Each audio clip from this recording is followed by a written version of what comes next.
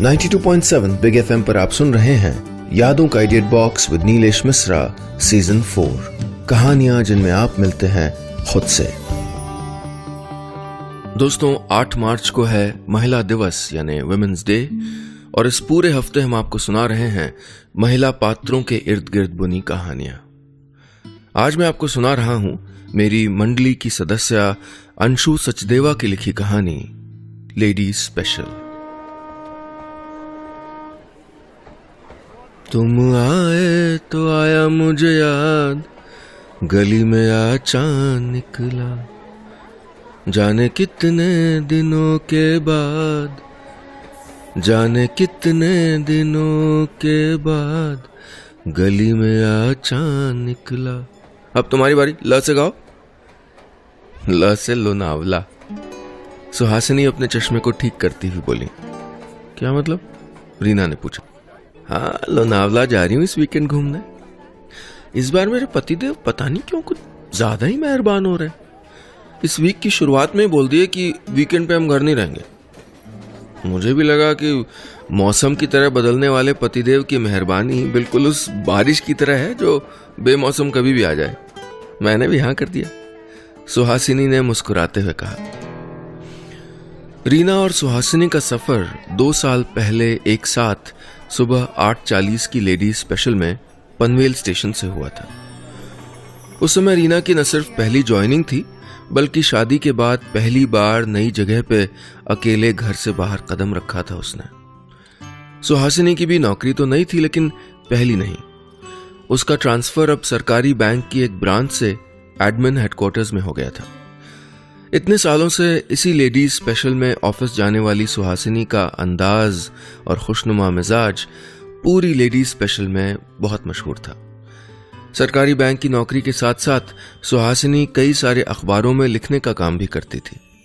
उसकी कहानियां और कविताएं अब तक कई पत्रिकाओं में आ चुकी थीं, और इसी वजह से वो अब इस ट्रेन में लेडीज स्पेशल राइटर के नाम से मशहूर हो गई थी। 2 साल पहले की बात है। एक सुबह घबराई हुई रीना ने बतियाती हुई सुहासिनी से पूछा था, ये लेडीज स्पेशल ट्रेन इसी प्लेटफॉर्म पे आएगी ना?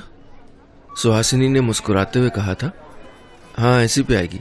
पहली बार जा रही हो क्या इस ट्रेन में?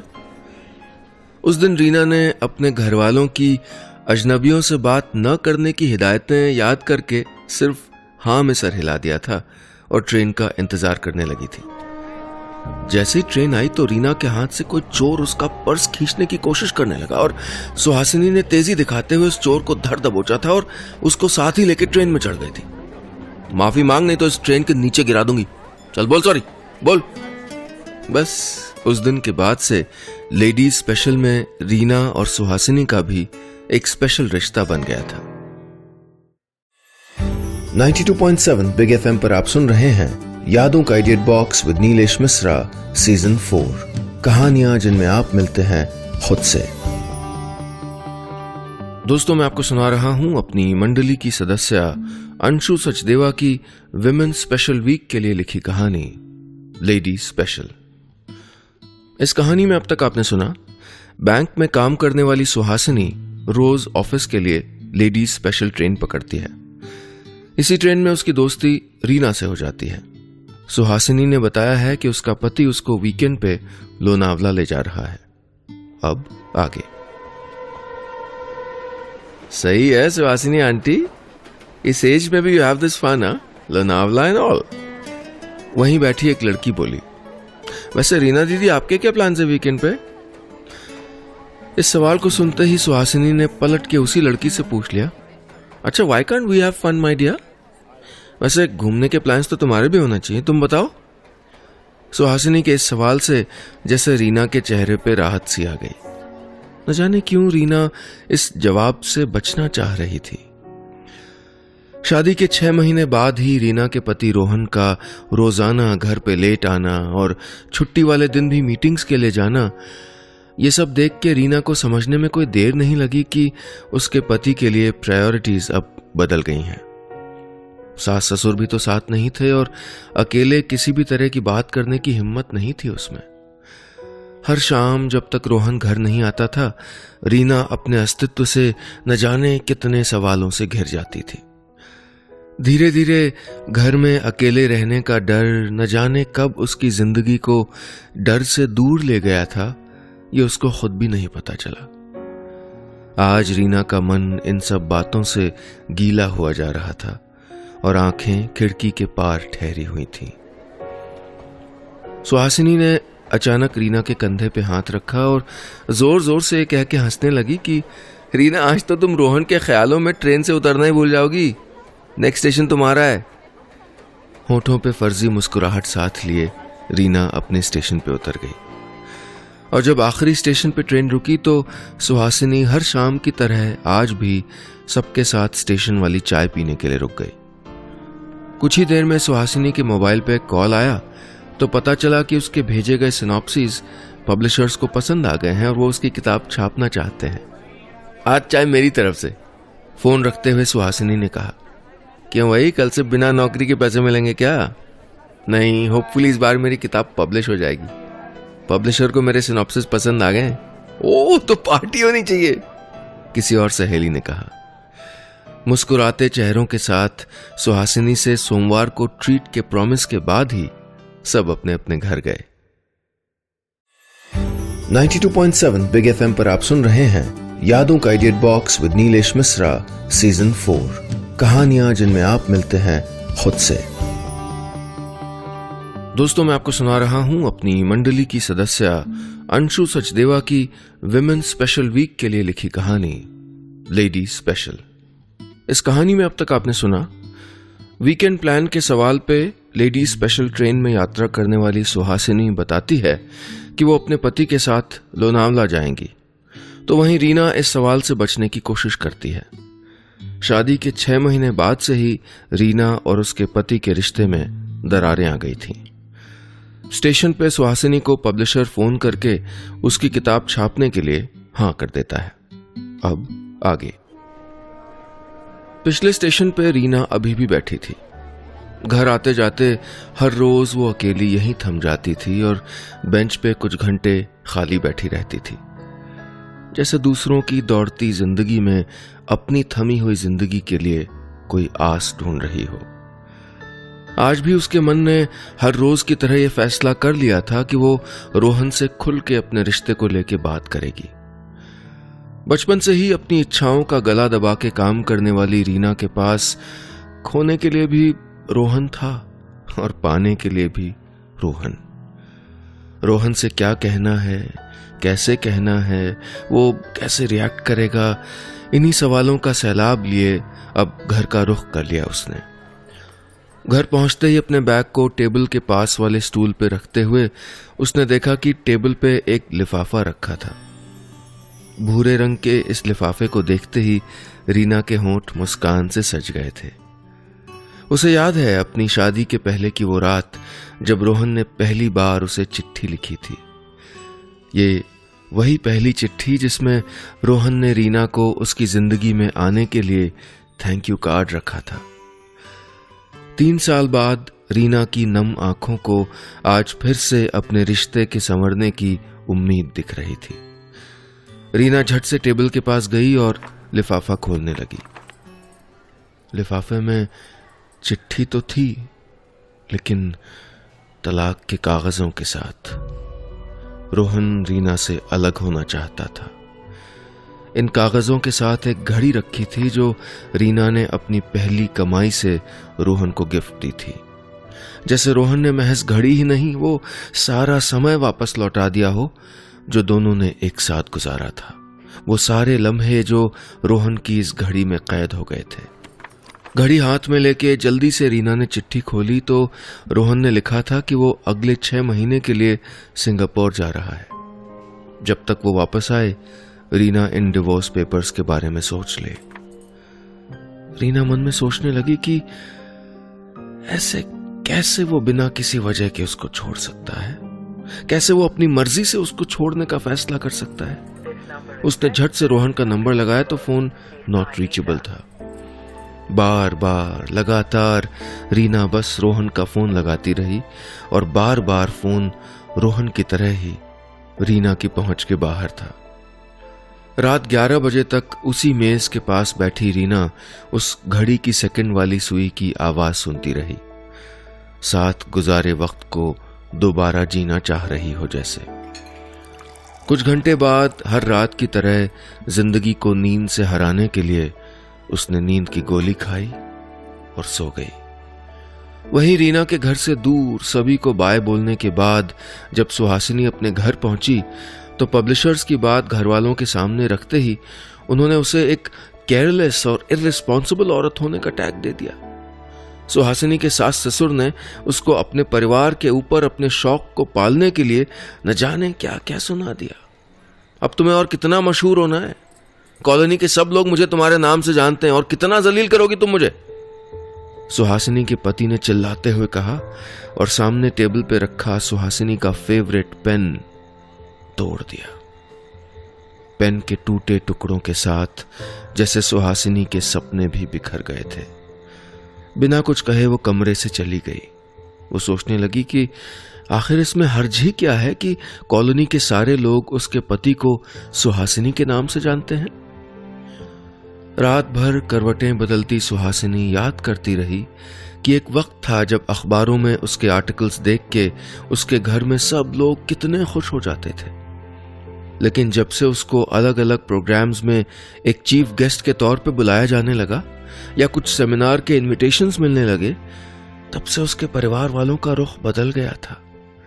कभी कभी तो उसको दूसरे दोस्तों से पता चलता था कि उसको किसी सेमिनार में बुलाया गया था जिसके इनविटेशन उसके घर भी भेजे गए थे, लेकिन घर पे पहुंचे वो कार्ड उसको कभी मिले ही नहीं थे। रीना और सुहासिनी दोनों के लिए आज की रात एक ऐसी पहेली बन के आई थी जिसको सुलझाने में उनकी जिंदगी के न जाने कितने धागों का उलझना जरूरी था। इस स्याह रात की सुबह होनी अभी बाकी थी। 92.7 बिग एफएम पर आप सुन रहे हैं यादों का idiot box with Nilesh Mishra season 4, कहानियां जिनमें आप मिलते हैं खुद से। दोस्तों, मैं आपको सुना रहा हूं अपनी मंडली की सदस्या अंशु सचदेवा की लिखी कहानी लेडीज स्पेशल। इस कहानी में अब तक आपने सुना लेडीज स्पेशल ट्रेन में साथ जाने वाली रीना और सुहासिनी अपनी जिंदगियों के सवालों से लड़ रही हैं। रीना का पति उसको छोड़ना चाहता है और सुहासिनी चाहती है कि उसकी किताब छप जाए, लेकिन उसके परिवार को उसकी ये प्रसिद्धि, ये पॉपुलैरिटी पसंद नहीं है। अब आगे। आज सैटरडे की सुबह की खामोशी में न जाने कैसा शोर था जो रात भर से रीना और सुहासिनी के कानों में गूंज रहा था। रीना ने उनींदे मन से अपनी कबर्ड खोली और एक लाल रंग का बैग निकाला, वही बैग जिसमें वो सारे होटल के बिल, मूवी टिकट और वो सारे छोटे छोटे पल थे जिनको रोहन और रीना ने एक साथ मिलकर जिया था। ड्रॉर में से उसने हरे झुमके निकाले जो रोहन ने उसको उसके पिछले जन्मदिन पे गिफ्ट किए थे। सबको रीना ने रोहन की आखिरी चिट्ठी के साथ पर्स में रखा और यादों का फ्लैशबैक लिए घर से निकल गई। रीना अब अकेली थी। बिना नंबर देखे कितनी बसों में बैठ बैठ के वो अब मरीन ड्राइव पे थी। वहां दूर दूर तक समुद्र की लहरें पत्थरों से टकरा के वापस लौट रही थीं। समुद्र नहीं था ये, इसमें रीना को रोहन नजर आया था जो ऐसे ही झट से आके रीना के मन पे चोट करके चला गया था। रीना याद करने लगी कि कैसे वो हर बार रोहन की अटेंशन पाने के लिए सुबह सुबह नाश्ते में उसके मनपसंद आलू के पराठे बनाती थी और हर शाम को रोहन के आने के बाद वो बिना दूध की चाय, चीनी थोड़ी कम, अदरक थोड़ा ज्यादा। वहीं सुहासिनी जब आज सुबह उठी तो उसके पति ने अखबार लाके उसके सामने रखा जिसमें सुहासिनी की खबर छपी थी।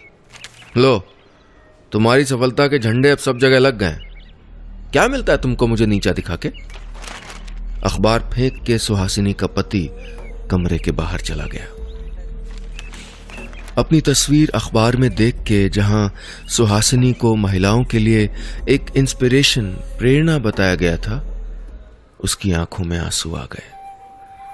वो सोचने लगी कि कैसे उसकी सफलता से उसके पति की इज्जत में कमी आ सकती है। सामने रखे लैपटॉप को देखते हुए उसे याद आया कि जब राजेश को उसकी कंपनी में प्रमोशन मिलना था तो उसने प्रेजेंटेशन बनाने में पूरी रात राजेश की मदद की थी। टेबल पे पेपर्स के नीचे दबे एक हरे लिफाफे पे सुहासिनी ने देखा उसका नाम लिखा हुआ है। लिफाफे में एक सेमिनार का इनविटेशन था जहां सुहासिनी को बतौर गेस्ट स्पीकर बुलाया गया था। तारीख थी 8 मार्च, शनिवार, यानी आज का ही दिन। देखते ही सुहासिनी समझ गई कि आखिर क्यों राजेश ने सुहासिनी के लिए लोनावला जाने का प्रोग्राम बनाया था। रीना और सुहासिनी दोनों को अपनी अपनी जिंदगी के उतार चढ़ाव और जीवन के उहापोह में एक विराम चाहिए था, एक ऐसा विराम जो एक नए फैसले की शुरुआत कर सके। 92.7 बिग एफएम पर आप सुन रहे हैं यादों का idiot box with Nilesh Mishra season 4, कहानियां जिनमें आप मिलते हैं खुद से। दोस्तों, मैं आपको सुना रहा हूं विमेन स्पेशल वीक के लिए मेरी मंडली की सदस्य अंशु सचदेवा द्वारा लिखी गई कहानी लेडीज स्पेशल। इस कहानी में अब तक आपने सुना रीना और सुहासिनी दोनों ही अपनी जिंदगियों में अनसुलझे सवालों से जूझ रही हैं। रीना अपने पति रोहन की यादों का पिटारा लिए मरीन ड्राइव जाती है और सुहासिनी से उसका पति फिर झगड़ने लगता है क्योंकि उसको उसकी मशहूर होती पत्नी की प्रसिद्धि से गुरेज है। अब आगे।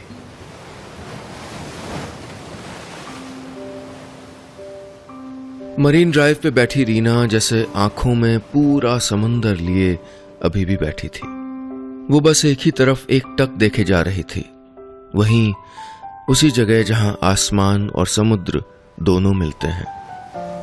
तभी एक छोटा बच्चा रीना के पास आया और बोला, आंटी आइसक्रीम आपके लिए। क्यों? रीना ने पूछा। आप इतनी देर से सैड बैठी हैं और मेरी टीचर कहती हैं कि we should keep people happy, और आइसक्रीम से तो सब खुश हो जाते हैं ना। सुनते ही रीना मुस्कुराने से नहीं बच पाई। झट से उसकी हंसी छूट गई और वो उस बच्चे के साथ आइसक्रीम खाने लगी। कुछ देर बाद जब रीना उस बच्चे के लिए अपने पर्स से चॉकलेट निकालने लगी तो देखा मोबाइल स्क्रीन पे 2 मैसेज थे, एक सुहासिनी का, दूसरा रोहन का। रोहन के मैसेज में लिखा था कि उसके कुछ पेपर्स घर पे छूट गए हैं और रीना उनको स्कैन करके जल्दी ही उसको ईमेल कर दे। रीना को अब अपने लिए फैसला लेना था। रोहन ने भी बिना कोई वजह बताए अपना फैसला सुना दिया था। रीना ने रोहन के खत को फिर से पढ़ा और उसे भी लाल बैग में डाल के समुद्र में बहा दिया। इसके ठीक बाद उसने रोहन का मैसेज और कांटेक्ट नंबर डिलीट कर दिया। इधर आज सुहासिनी सुबह उठते ही कमरे में गई जो अब एक बड़ी लाइब्रेरी बन गया था। वहां टेबल पे वो सारे खत रखे थे जो उसको उसके रीडर्स ने भेजे थे। एक खत में लिखा था, हेलो मैम, मेरे पेरेंट्स मेरी शादी करवाना चाहते थे और मुझ में इतनी हिम्मत नहीं थी कि मैं उनको कुछ बोल पाऊं, लेकिन एक मैगजीन में आपकी स्टोरी मेरा फैसला पढ़ी। मैंने आगे और पढ़ने का फैसला किया और आज मेरी नौकरी लग गई है। Thank you ma'am.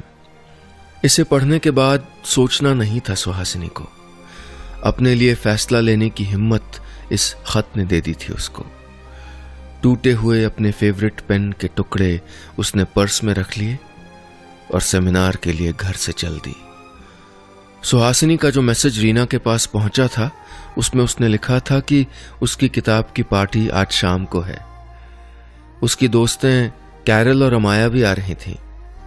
शाम को जब रीना और सुहासिनी पार्टी में मिली तो बहुत देर तक गाती रहीं, आज मैं ऊपर आसमां नीचे।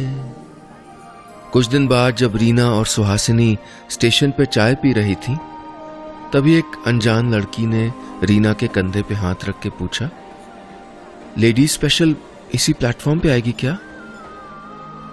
बस इतनी सी थी ये कहानी। 92.7 बिग एफएम पर आप सुन रहे हैं यादों का idiot box with Nilesh Mishra season 4, कहानियां जिनमें आप मिलते हैं खुद से।